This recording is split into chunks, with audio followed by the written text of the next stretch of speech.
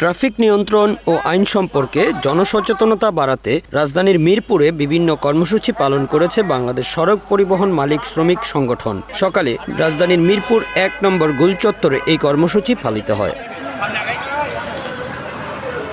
কর্মসূচির অংশ হিসেবে পথচারী এবং বিভিন্ন পরিবহনের চালক ও হেলপারদের মাঝে লিফলেট বিতরণ এবং মানববন্ধন করা হয়। এ সময় উপস্থিত সবাইকে সড়কে চলাচলের নানা বিষয়ে দিক নির্দেশনা দেওয়া হয়।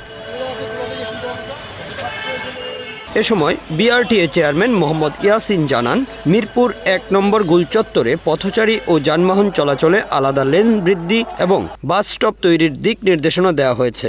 আমরা দেখছি যে বাসগুলো যখন কোনো প্যাসেঞ্জার নেওয়ার জন্য ওঠে তারা পুরো রাস্তা জুড়ে থামে। এদেরকে আমরা একটা ডিমার্কেশনের মধ্যে ফেলতে চাই যে মোড়গুলোতে যাতে তারা না দাঁড়ায়, আর মোড় পেরিয়ে যখন দাঁড়াবে তারা একপাশে দাঁড়ায়। এটা আমরা এক ধরনের ব্যারিয়ার তৈরি করে দিব যেন তারা পুরো রাস্তা জুড়ে না থাকতে পারে। যেই গাড়িগুলো সরাসরি যাবে তারা সরাসরি চলে যাবে, যেগুলো যাত্রী নেওয়ার জন্য থামবে অথবা যাত্রী নামানোর জন্য থামবে তারা একটা পাশে থামবে। এইটা আমরা এখানে করছি, মিরপুর ১-এ বিভিন্ন স্পটে করছি।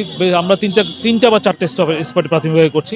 ট্রাফিক পুলিশের মিরপুর অঞ্চলের উপপুলিশ কমিশনার রফিকুল ইসলাম জানান, পর্যায়ক্রমে মিরপুরের প্রতিটি এলাকায় শৃঙ্খলা ফেরাতে অভিযান চালানো হবে। জনগণের ভোগান্তি দূর করার জন্য, জ্যাম একটু কমানোর জন্য আমরা চেষ্টা করে যাচ্ছি সমন্বিতভাবে। আশা করছি এটি বাস্তবায়িত হলে যানজট অনেকাংশে কমে আসবে, কারণ ট্রাফিকের শৃঙ্খলা নিয়ে আসা আমাদের জন্য বড় চ্যালেঞ্জ। এই চ্যালেঞ্জটি আমরা নিয়ে কাজ করছি।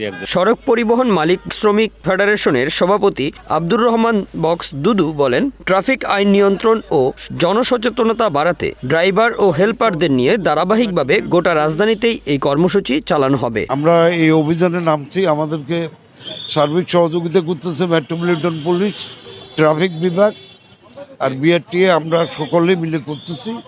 আমরা আশা করতেছি আগামী 2 মাসের মধ্যে আমরা রাস্তার আশপাশে যে সমস্যাগুলি আছে এগুলি একটা সমাধানে নিয়ে আসতে পারবো। বিআরটিএ এবং স্থানীয় ট্রাফিক পুলিশ, ব্যবসায়ী প্রতিনিধি সহ স্থানীয় বিভিন্ন সংগঠনের নেতৃবৃন্দ উপস্থিত ছিলেন। Bangla affairs news desk.